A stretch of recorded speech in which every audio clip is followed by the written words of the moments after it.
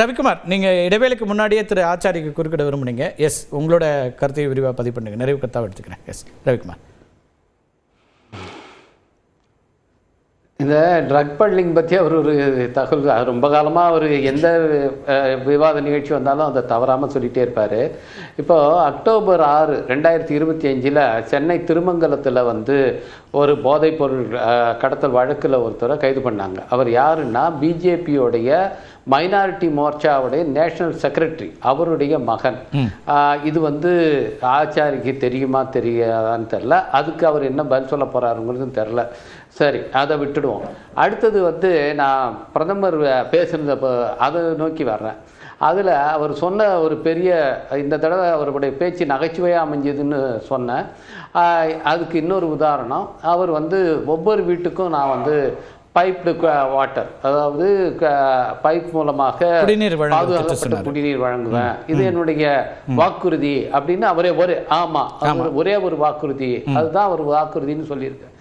ஆனா இந்த ஜல்ஜீவன் மிஷன் இதுக்கு போன பட்ஜெட்ல 70,000 கோடி ஒதுக்குனாங்க. 24-25 70,000 கோடியில அவங்க செலவிட்டது எவ்வளவு தெரியுங்களா? ரிவைஸ்டு எஸ்டிமேட்ல வெறும் 29,000 சில்லற கோடி தான், 48% தான் அந்த ஜல்ஜீவன் மிஷனுக்கு. அப்புறம் அதுல அவங்க விடுவிச்சது ஒவ்வொரு மாநிலமும் இதுல அது என்ன ஷேர்னா 50%, அதாவது இந்த குடிநீர் வழங்குற திட்டத்துக்கு 50% தான் மோடி அரசாங்கம் கொடுக்குது, 50% மாநில அரசாங்கம் கொடுக்குது.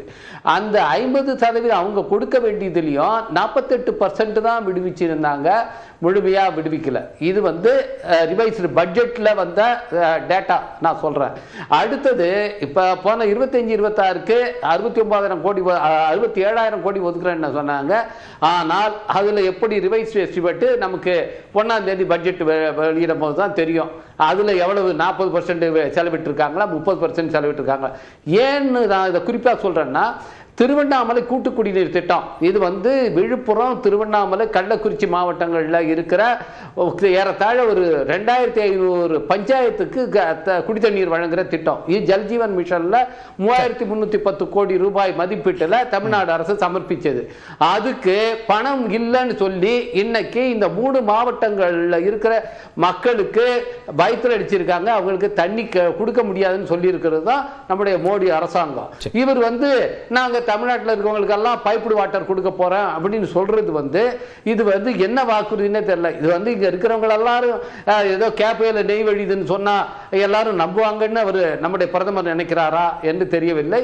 இது போல பொய்யான தகவல்கள், பொய்யான வாக்குறுதிகளை கொடுக்கிறதுங்கிறது அவங்களுக்கு கைவந்த கலை. அதை தான் இன்னைக்கு பிரதமர் சொல்லியிருக்கார். அவர்கிட்ட பேசுறதுக்கு வேற ஒன்றும் இல்லை. அடுத்தது நான் மிக முக்கியமா சொல்றேன், இந்த என்டிஏ உடைய மொத்த தேர்தல் பரப்புரைக்கும் ஒரு பெரிய பஞ்சர் வரப்போகுது. பிப்ரவரி 1ஆம் தேதி வர பட்ஜெட்ல, அந்த பட்ஜெட்ல இவங்க என்ன செய்ய போறாங்கிறத நம்ம பார்க்க போறோம். ஏன்னா இன்னைக்கு நிதி நிலைமை என்பது மிக மோசமா இருக்கு. வரலாறு காணாத அளவுக்கு ரூபாயோட மதிப்பு வீழ்ச்சி அடைந்திருக்கு. உலகத்தை பார்க்காத அளவுக்கு தங்கத்துடைய விலை ஏறிக்கிட்டு இருக்குது. இன்னைக்கு உலக அளவில் இன்னைக்கு பெரிய அளவிலான நிதி நெருக்கடியை சந்தித்துக் கொண்டிருக்கிற நாடுகளில் ஒன்றாக இந்தியா மாறி இருக்கு.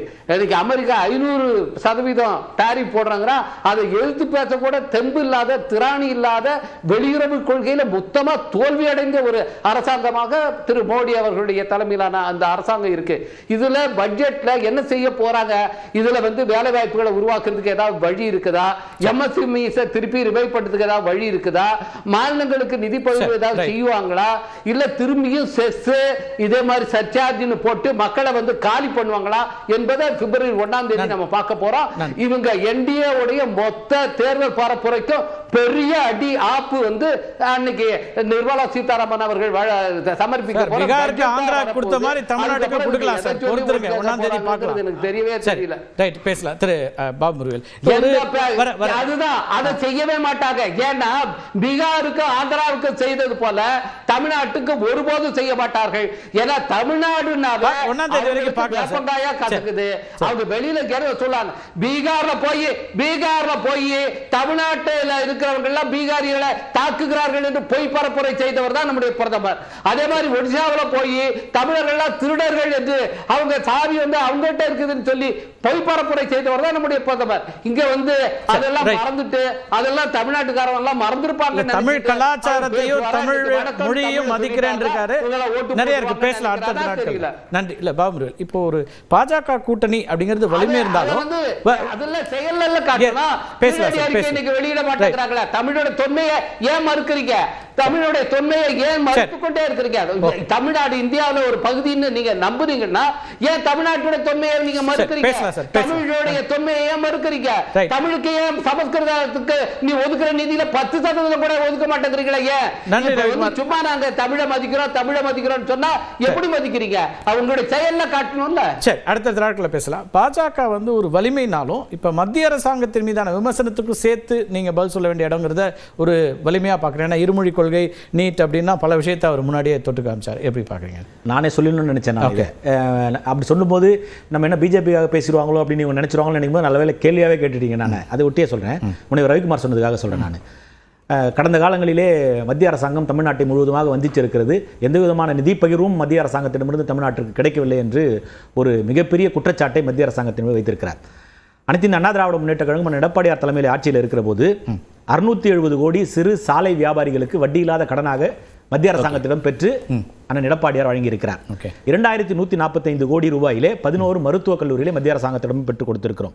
14,000 கோடி ரூபாய் பெற்று டெல்டா பகுதிகளுக்கான அந்த பாதுகாக்கப்பட்ட குடிநீர் கொடுப்பதற்குண்டான திட்டத்தை மத்திய அரசாங்கத்திடம் பெற்றிருக்கிறோம். 2024 ஆண்டு பட்ஜெட்டில் அவர் இருந்திருக்கிறாரு, கொடுத்திருக்கிறாங்க. 63,000 கோடிகளை மெட்ரோ திட்டத்திற்காக ஒரே பேமெண்டா வாங்கி கொடுத்திருக்கிறோம். இது மத்திய அரசாங்கம் தமிழ்நாட்டுக்கு கொடுத்திருக்கிறது. இவங்க சொல்றது உண்மையாவே இருக்கட்டுமே, இந்த அரசாங்கம் ஆளுகின்ற திராவிட முன்னேற்ற கழக அரசாங்கத்திற்கு மத்திய அரசாங்கம் கொடுக்கவில்லை என்று அவர் சொல்கிறார். எப்படி அவர் நாடாளுமன்றத்துக்கு போய் இந்த தரவுகள் எடுத்திருக்கிறார் என்று தெரியவில்லை. 2021-22 ஆண்டு 71,000 கோடியை மத்திய அரசாங்கம் கொடுத்திருக்கிறது. 2022-23 73,070 கோடியை மத்திய அரசாங்கம் கொடுத்திருக்கிறது. 2023-24 69,110 கோடியை கொடுத்திருக்கிறது. ஆக மொத்தம் 2,17,000 கோடியை மத்திய அரசாங்கம் தமிழ்நாட்டிற்கு கொடுத்திருக்கிறது.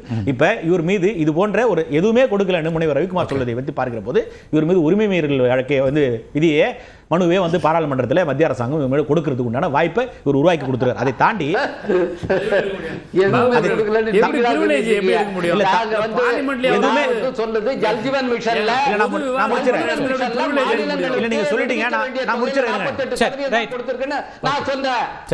வந்து தமிழ்நாட்டுக்கு எதுவுமே கொடுக்கல, தமிழ்நாட்டுக்கு எப்படி எதுவுமே கொடுக்காம இருக்க முடியும்? இங்க இருந்து எவ்வளவு எடுத்துட்டு போனாங்க அதை சொல்ல தைரியம் இருக்கா உங்களுக்கு? அதை சொல்லுவதற்கு தெம்பு திராணி இருக்கா உங்களுக்கு? நீங்க சொன்ன 2021 அதிமுக போட்ட பட்ஜெட்ல கடைசியில எவ்வளவெல்லாம் நிதி எல்லாம் விடுவிக்கலன்னு சொல்லி ஓபிஎஸ் சொல்லி இருக்காரு. அதை போய் எடுத்து பாருங்க. திரு பாபு முருகன் அவர்களே, தயவு செய்து ஓபிஎஸ் நிதியமைச்சராக இருந்து அவர் என்னென்ன நிதி எல்லாம் விடுவிக்கல, இதெல்லாம் மத்திய அரசு விடுவிக்கலன்னு உங்க கடைசி பட்ஜெட்ல சொல்லி இருக்காரு. அதை போய் எடுத்து பாருங்க. நன்றி சார். நேரம் ரொம்ப பாபு பொறுமையா நான் கேட்கறது முதல்ல உங்களுக்கு தெம்பு திராணி வச்சுட்டு நான் சொல்றதை பொறுமையா கேளுங்க தயவு செஞ்சு.